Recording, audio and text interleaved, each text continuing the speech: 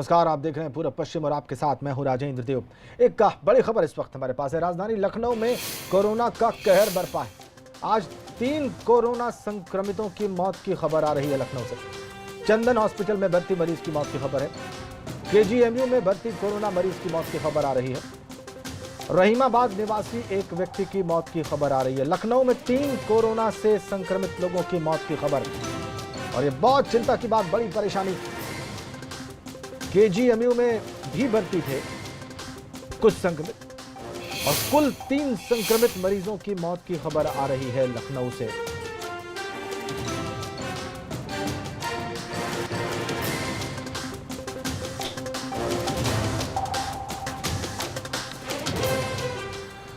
इधर उत्तराखंड में कोरोना का संकट काल के चलते अब जहां एक और 4 धाम यात्रा पर पूरी तरह से कोरोना संकट बनकर उभर रहा है, तो वहीं आगामी शुरू होने वाली कांवड़ यात्रा पर भी कोरोना संक्रमण के बादल मंडराते नजर आ रहे हैं।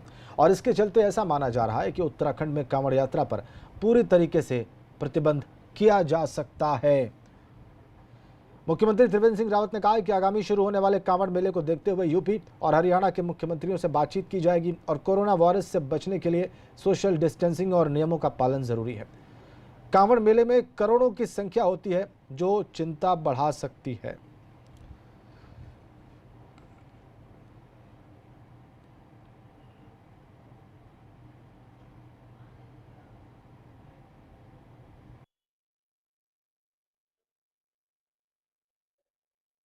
देखिए, कांवड़ को लेकर के अभी दोनों मुख्यमंत्रियों से मेरी व्यक्तिगत बातचीत हुई है, और अभी हम एक बार तीनों बातचीत करके और कांवड़ के बारे में निर्णय लेंगे। लेकिन जो इस वायरस से बचने का जो सबसे आसान तरीका है वो यही है कि हम भीड़ न लगाएं। और कांवड़ में सामान्यतः जिस तरह से भीड़ होती है तो वो निश्चित रूप से चिंताजनक हो सकती है। हमारे संवाददाता विनोद कुमार इस वक्त हमारे साथ सीधा जुड़े हुए हैं। आइए उनके पास चलते हैं, उनका रुख करते हैं और जानते हैं कि क्या फिजिबिलिटी है कांवड़ यात्रा होने की, या ना हो। अगर ये नहीं होता है तो फिर किस कारण से नहीं हो पाएगा। बताइए विनोद, क्या जानकारी मिल रही है आपको? देखिए राजेंद्र, सबसे पहले तो मैं आपको बताऊं कि जो सूत्रों के अनुसार हमारे पास में जानकारी है कि इस बार जो कांवड़ यात्रा है पूरी तरह से इस बार प्रतिबंध कर दी गए हैं, क्योंकि लगातार कोरोना की संख्या में इजाफा उत्तराखंड में होता जा रहा है और पूर्ण रूप से असर कोरोना का देखा जा रहा है, जिसके चलते एहतियाती कदम उठाते हुए राज्य सरकार ने ये फैसला लिया है। और बात करें मुख्यमंत्री त्रिवेंद्र सिंह रावत से हमारी दिन में जब बात हुई तो उन्होंने साफ तौर पर कहा है कि जितने जो भी इंटर स्टेट कोऑर्डिनेशन का कार्य होता है और उसको देखते हुए वो मुख्यमंत्री यूपी और हरियाणा से बात करेंगे आखिरकार किस तरह की व्यवस्था रखी जाए। आगामी 6 जुलाई से कांवड़ यात्रा शुरू हो रही है और ऐसे में लगातार दूसरी तरफ कोरोना की संख्या में भी इजाफा होता जा रहा है, जिसके चलते मुख्यमंत्री ने साफ तौर पर स्पष्ट किया है कि इस वायरस से बचने के लिए सोशल डिस्टेंसिंग और तमाम नियमों को फॉलो करना जरूरी है। लेकिन हरिद्वार यानी कांवड़ मेले में करोड़ों की संख्या आती है कांवड़ियों की, और लगातार ऐसे में असंभव स्थिति हो सकती है कि वो वहाँ पर सोशल डिस्टेंसिंग का पालन ना किया जाए। और मैं महत्वपूर्ण बात ये भी बता दूँ कि ये वो समय है राजेंद्र कि जब तमाम राज्य हरियाणा, हिमाचल, उत्तर प्रदेश और दिल्ली तमाम जैसे लोगों के अधिकारियों के साथ में स्टेट कोऑर्डिनेट करता है, तमाम इंटर स्टेट बैठक होती हैं, लेकिन अभी तक कोई गतिविधि बैठकों की हो या फिर अधिकारियों का आपसी समन्वय हो, उसमें भी कोई विचार विमर्श नहीं किया गया है। और जो सूत्रों के अनुसार जानकारी है पुलिस विभाग की ओर से ये माना जा रहा है कि इस बार पूर्ण रूप से कांवड़ यात्रा पर प्रतिबंध कर दिया गया है। ये हमने जानकारी पूर्व में भी अभी बताई थी, लेकिन इस बार जो भी जानकारी अभी तक निकल के आ रही है उसमें अब इस बार कांवड़ यात्रा नहीं संचालित की जाएगी। सबसे बड़ी इसमें यही वजह है कि कोरोना के कारण तमाम जिस तरह से 4 धाम यात्रा पूरी तरह से प्रभावित हो चुकी है। बहुत बहुत धन्यवाद आपका विनोद, बहुत धन्यवाद। ठीक यात्रा है, स्पष्ट है बात आपकी, बिल्कुल बिल्कुल साफ है आपकी बात। इसी बीच में एक और बड़ी खबर, भारत चीन सीमा तनाव के बीच आज देश के प्रधानमंत्री नरेंद्र मोदी ने सर्वदलीय बैठक बुलाई है। इसमें सत्ताधारी पार्टी की ओर से तमाम राष्ट्रीय और क्षेत्रीय दलों के नेताओं को आमंत्रित किया गया है। बीएसपी की ओर से पार्टी अध्यक्ष मायावती बैठक में शामिल होंगी, और सपा की ओर से पार्टी महासचिव रामगोपाल यादव बैठक में शामिल होंगे। मगर इसमें आम आदमी पार्टी और आरजेडी जैसी पार्टियों को नहीं बुलाने का भी निर्णय किया गया है। बैठक में अलग अलग पार्टियों के अध्यक्ष शामिल होंगे, और इस बैठक में भारत चीन के बीच सीमा विवाद पर चर्चा होगी। शाम को 5 बजे का वक्त था सर्वदलीय बैठक, चीन के खिलाफ भारत की राष्ट्रीय नीति अब क्या हो, इसके लिए सभी मान्यता प्राप्त राष्ट्रीय पार्टियां इस बैठक में शामिल हो रही हैं। वो पार्टियां जिनके कम से कम 5 सांसद लोकसभा में हों, उन सब के अध्यक्ष या उनके प्रतिनिधि इस बैठक में शामिल होंगे। उत्तर पूर्व की सभी प्रमुख पार्टियां इस बैठक में शामिल होने के लिए आमंत्रित की गई हैं। कैबिनेट में शामिल पार्टियों के नेता इस बैठक का हिस्सा बनेंगे और चर्चा इस बात पर कि चीन को सबक कैसे सिखाया जाए। सीधा दिल्ली चलते हैं, सीधा देश की राजधानी का रुख करते हैं। अविनाश तिवारी इस वक्त हमारे साथ हैं। अविनाश, बैठक शुरू हो गई? बिल्कुल राजेंद्र, बैठक शुरू हो गई है। अगर बात करें तो सत्ता पक्ष की ओर से जो जेपी के राष्ट्रीय अध्यक्ष जेपी नड्डा हैं, वही सरकार की ओर से प्रधानमंत्री नरेंद्र मोदी, रक्षा मंत्री राजनाथ सिंह और गृह मंत्री अमित शाह हैं। टोटल 20 दल इस बैठक में शामिल हैं। 20 दल में अगर बात करें तो 15 दल के राष्ट्रीय अध्यक्ष शामिल हैं, जबकि 5 दलों के प्रतिनिधि के तौर पर कोई सदस्य मौजूद है, जिनमें से समाजवादी पार्टी की ओर से अगर बात करें तो अखिलेश यादव ने शामिल होकर रामगोपाल यादव को उन्होंने नियुक्त किया है और रामगोपाल यादव इसमें शामिल है। अगर बात करें तो ये काफ़ी दिलचस्प है कि बहुत दिनों के बाद बसपा सुप्रीमो मायावती किसी बैठक में सरकार के इस तरीके से शामिल हो रही है। अभी तक अगर बात करें तो सतीश चंद्र मिश्रा सरकार की ओर से जो भी बैठक होती थी उसमें सतीश चंद्र मिश्रा शामिल होते थे, लेकिन इस बार खुद बहुजन समाज पार्टी की राष्ट्रीय अध्यक्ष मायावती शामिल हो रही हैं। चूंकि ये बैठक वीडियो कॉन्फ्रेंसिंग के जरिए हो रही है, लिहाजा सभी नेता वीडियो कॉन्फ्रेंसिंग के जरिए जुड़ रहे हैं। कांग्रेस की ओर से खुद राष्ट्रीय अध्यक्षा सोनिया गांधी भी इसमें शामिल हो रही है। इसके अलावा कुल अगर बात करें तो 20 दल ऐसे हैं जिनको इस बैठक में शामिल होने का मौका मिल रहा है, लेकिन वहीं आरजेडी, AIMIM और इसके अलावा आम आदमी पार्टी इसको लेकर काफ़ी विरोध भी किया कि उनको क्यों नहीं मौका दिया गया, जबकि सरकार की ओर से यह स्पष्ट किया गया था कि केवल उन्हीं दलों को मौका दिया जाएगा जिनके लोकसभा में 5 सदस्य इससे ज़्यादा हैं। उन्हीं दलों को केवल आमंत्रित किया जाएगा, अन्यथा और कोई दल को आमंत्रित नहीं किया जाएगा। इस क्राइटेरिया में अगर बात करें तो आम आदमी पार्टी, आरजेडी और इसके अलावा MIM तीनों लोग जो है इस क्राइटेरिया को फुलफिल नहीं करते, लिहाजा इसीलिए तीनों को आमंत्रित नहीं किया गया आज की बैठक में, जिसको लेकर आरजेडी की तरफ से राज्यसभा सांसद मनोज झा ने प्रधानमंत्री को खत लिखा है। उन्होंने कहा है चूंकि बिहार नेपाल से जुड़ा हुआ है और नेपाल की खुली सीमा से बिहार के साथ लगती है, इसलिए बिहार के कई सारे कंसर्न हैं, क्योंकि नेपाल को अब चीन से अलग करके नहीं देख सकते, इसलिए आरजेडी को बुलाया जाना चाहिए था। और इसके लिए उन्होंने संसद भवन के अंदर गांधी प्रतिमा के पास प्रदर्शन भी किया। वही MIM के प्रमुख असदुद्दीन ओवैसी ने भी खत लिखकर प्रधानमंत्री को खुद को शामिल करने के लिए कहा है, लेकिन चूंकि अब उनकी तरफ से अगर बात करें तो केवल एक ही सांसद है अपनी पार्टी की ओर से लोकसभा में, इसलिए लिहाजा वो भी क्राइटेरिया को फुलफिल नहीं करते, इसलिए उनको भी आमंत्रित नहीं किया गया। जी, बहुत शुक्रिया आपका अविनाश, आपने बहुत विस्तार से जानकारी दी और सबसे बड़ा अपडेट हमारे दर्शकों को यह दिया है कि ये सर्वदलीय बैठक वीडियो कॉन्फ्रेंसिंग के जरिए जो होने वाली थी वो शुरू हो गई है और 20 दलों के नेता इसमें शामिल हो रहे हैं। बीजेपी की ओर से राष्ट्रीय अध्यक्ष जेपी नड्डा, कांग्रेस की ओर से उनकी अध्यक्ष सोनिया गांधी, BSP की ओर से मायावती, ये बड़े पॉलिटिकल हैवीवेट्स इस बैठक में शामिल, और केंद्र सरकार की ओर से प्रधानमंत्री नरेंद्र मोदी और रक्षा मंत्री राजनाथ सिंह इस बैठक में शामिल। महत्वपूर्ण बैठक, इस पर सबकी निगाहें। इस बैठक में क्या चर्चा होती है, किन नीतियों पर सहमति बनती है चीन को लेकर।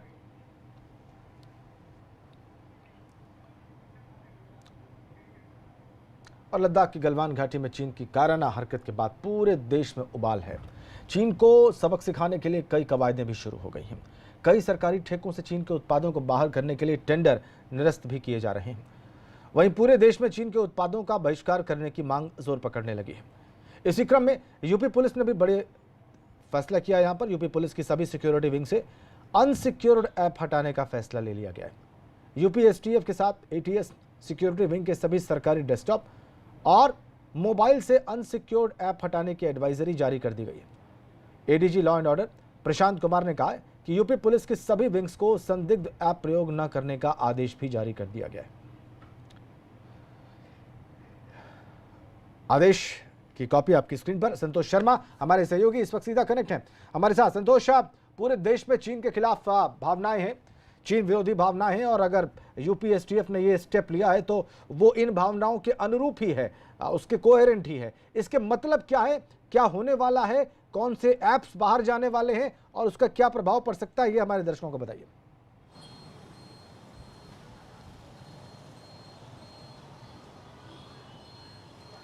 देखिए राजेंद्र, चीन से जो भी इस समय के हालात हैं वो बेहद मतलब ये कहा जाए कि संवेदनशीलता की स्थिति पर है भारत और चीन के बीच में, लिहाजा मार्केट में जो आम व्यक्ति है वो चीनी सामानों का बहिष्कार कर रहा है।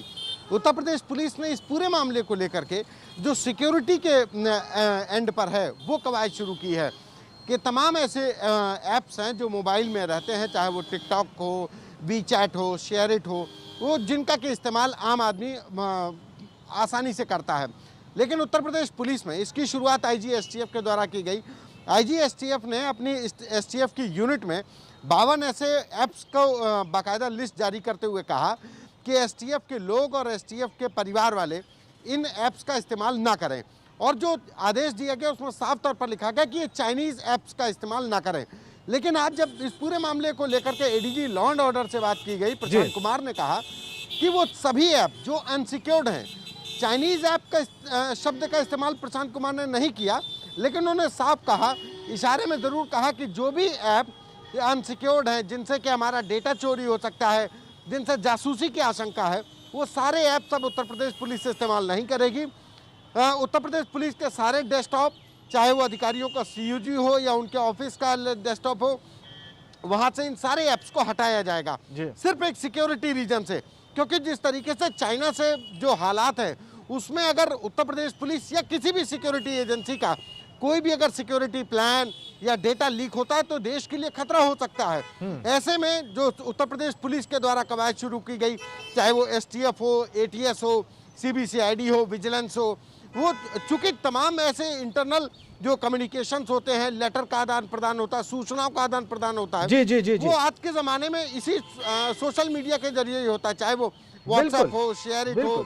तो लिहाजा इन्हीं को ध्यान में रखते हुए स्पष्ट कर दिया संतोष, आपने हमारे दर्शकों को स्पष्ट कर दिया कि बहुत खुलकर एडीजी लॉ एंड ऑर्डर ने चीनी ऐप नहीं कहा है, बल्कि उन सारे ऐप्स की बात कही है जो अनसिक्योर्ड हैं, और जाहिर सी बात है उनका इशारा उन्हीं चीनी ऐप्स की ओर है जिसका इस्तेमाल हो रहा है और जिससे इंफॉर्मेशन लीक हो सकती है, डेटा चोरी हो सकता है। बहुत शुक्रिया आपका संतोष इन जानकारियों के लिए। चीन का विरोध अब सड़कों पर भी मुखर होने लगा है। वाराणसी की दुकानों पर पोस्टर लगाया गया और चीनी सामानों के बहिष्कार करने की मांग की गई। आपको बता दें कि गलवान घाटी में शहीद हुए भारतीय सेना के जवानों को श्रद्धांजलि अर्पित करने के बाद विश्व हिंदू सेना ने भी चीन के खिलाफ गुस्से का इजहार किया। पोस्टर में चीन आयातित सामानों की बिक्री फौरन बंद करने की चेतावनी दी गई।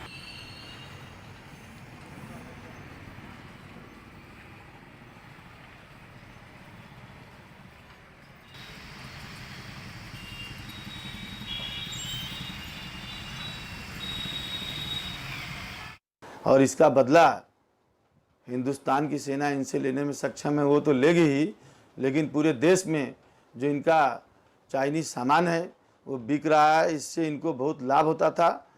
इन सामानों को विश्व हिंदू सेना यहाँ बिकने नहीं देगी, इसलिए हम लोगों ने चेतावनी जारी किया है कि जितने भी दुकानदार हैं वो चंद सिक्कों के लालच में अपने देश के जवानों की शहादत को न भुलाएं, तत्काल उन सामग्रियों को अपने यहाँ से हटा दें, अन्यथा इसके गंभीर परिणाम होंगे।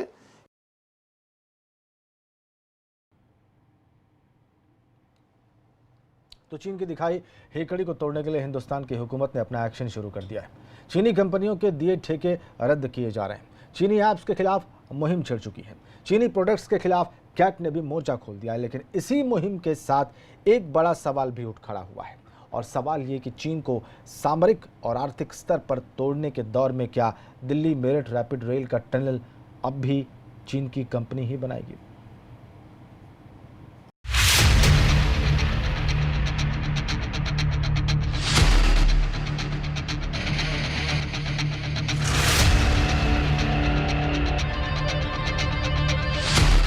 देश के पहले रीजनल रैपिड ट्रांजिट सिस्टम का काम रफ्तार पकड़ चुका है। दिल्ली से मेरठ के बीच 82 किलोमीटर लंबे रैपिड रेल परियोजना जमीन पर उतरने लगी है। लेकिन प्रोजेक्ट के साथ ही साथ उठने लगे हैं सवाल, और शुरू हो गया है सियासी बवाल। बवाल और सवाल इसलिए क्योंकि रैपिड रेल के निर्माण में चीनी कंपनी की एंट्री हो गई है। गाजियाबाद से मेरठ अगर आपको जाना है तो ईस्टर्न पेरिफेरल एक्सप्रेसवे के जरिए आप 1 घंटे में पहुंच सकते हैं। लेकिन अगर आपसे सवाल पूछा जाए कि दिल्ली से मेरठ जाना हो तो तो जवाब ये है कि दिल्ली से गाजियाबाद पहुंचने में ही आपको 1 घंटे लग जाएंगे अगर आप ट्रैफिक के पीक टाइम में निकले हैं। और इसी समस्या का इलाज लेकर आई है दिल्ली से लेकर मेरठ तक बनने वाली रैपिड रेल। लेकिन सवाल ये उठ रहा है कि जिस दौर में चीन से तनाव है, जिस दौर में सामरिक और आर्थिक कमर तोड़ने की बात हम चीन की कर रहे हैं, उस दौर में क्या भारत को ये मंजूर है कि दिल्ली से मेरठ तक बनने वाली रैपिड रेल का एक बड़ा हिस्सा चाइना की कंपनी से बनवाया जाए? जी हाँ, रैपिड रेल का काम तो रफ्तार पकड़ ही चुका है, लेकिन इसके लिए 5.5 किलोमीटर के टनल निर्माण के लिए इसी 16 मार्च 2020 को चीन की कंपनी का कॉन्ट्रैक्ट फाइनल किया गया है। बस इसी से सवाल उठ गए कि जिस दौर में हम चीन को सामाजिक और आर्थिक तौर पर सबक सिखाने की बात कर रहे हैं, क्या उस दौर में हम चीनी कंपनी से देश की पहली रीजनल रैपिड रेल का हिस्सा बनाने के लिए तैयार हैं? दिल्ली मेरठ रैपिड रेल की बात करें तो 82.15 किलोमीटर लंबा RRTS बनेगा। 68.03 किलोमीटर हिस्सा एलिवेटेड होगा। 14.12 किलोमीटर का निर्माण अंडरग्राउंड होगा और इसी 14.12 किलोमीटर अंडरग्राउंड निर्माण का 5.6 किलोमीटर हिस्से में टनल निर्माण का काम चीन की कंपनी को मिला। Shanghai tunnel engineering corporation limited को दिया गया टेंडर। दिल्ली से लेकर मेरठ तक बनने वाली रैपिड रेल जो है 82 किलोमीटर का पूरा ये कॉरिडोर होगा और ऐसे में जो साहिबाबाद से मेरठ तक का काम है वो शुरू हो चुका है। लेकिन न्यू अशोकनगर से लेकर साहिबाबाद तक टनल बनेगी और इसी टनल को बनाने का काम Shanghai tunnel engineering corporation limited को दिया गया है और सवाल इसी कंपनी पर उठ रहे हैं क्योंकि ये कंपनी चाइना की है। ऐसे में अब देखने वाली बात होगी कि क्या सरकार इस पर कोई फैसला लेने की स्थिति में है। लेकिन एक तथ्य और भी है कि एशियन डेवलपमेंट बैंक या फिर वर्ल्ड बैंक की बात करें, इनके पोषित अगर कोई प्रोजेक्ट होते हैं तो उनमें किसी कंपनी, किसी फर्म या किसी देश के नाम पर कोई भेदभाव नहीं हो सकता। ऐसे में अपने आप में सवाल है कि क्या इस बिडिंग के खुलने के बाद इसके खिलाफ कोई एक्शन हो सकता है? दिल्ली मेरठ रैपिड रेल का एलिवेटेड पोर्शन बनना शुरू हो गया है और टनल बनाने के लिए बिडिंग की प्रक्रिया पूरी कर ली गई। लेकिन चीन से बढ़ते तनाव के बीच सवाल सियासी भी उठने लगे और सवाल बीजेपी के सहयोगी संगठनों ने भी उठा दिए। सवाल ये कि जब चीन का हर स्तर पर बॉयकॉट कर रहा है, तब तनाव के दौर में चीन की कंपनी को न्यू अशोकनगर से साहिबाबाद के बीच टनल निर्माण का ठेका कैसे दे दिया गया? जानकार बताते हैं कि चीनी कंपनी का ठेका रद्द करना आसान नहीं। वर्ल्ड बैंक या ADB पोषित किसी परियोजना में फर्म या देश के नाम पर भेदभाव नहीं कर सकते। तो फिर क्या मान लिया जाए कि चीन के खिलाफ हमारा विरोध और गतिरोध जारी रहेगा, लेकिन इन सब के बीच चीन की एक कंपनी रैपिड रेल प्रोजेक्ट में काम करती रहेगी? सबके जहन में यही बड़ा सवाल उभर कर सामने आ रहा है। दिल्ली से मेरठ के बीच रैपिड रेल का जो काम है वो रफ्तार का दूसरा नाम है, लेकिन इसी रफ्तार के बीच एक बड़ी रार आ गई और इस रार में एक सवाल आया है कि रैपिड रेल के टनल बनाने का काम जो चीनी कंपनी को मिला है, क्या वही चीनी कंपनी करेगी या फिर ये ठेका भी उसी तरीके से रद्द होगा जैसे रेलवे के सिग्नल और कम्युनिकेशन का ठेका चीन की कंपनी का रद्द किया गया, जैसे कैट ने चीनी उत्पादों को भारत में लाने में मनाही की है और जैसे BSNL और MTNL को ये मना कर दिया गया है कि आप 4G नेटवर्क के विस्तार में चीनी प्रोडक्ट्स का इस्तेमाल नहीं करेंगे। हालांकि कई नियमों की पेचीदगियां हैं, लेकिन जहन में सबके सवाल यही है कि मेट्रो और दिल्ली की जो रैपिड रेल है दिल्ली से मेरठ की, उसका काम क्या चीन की कंपनी करेगी या नहीं करेगी। वीडियो जर्नलिस्ट वीरपाल के साथ अवधेश, ABP गंगा। यहाँ रुकने एक छोटे से ब्रेक के लिए फौरन लौटते हैं।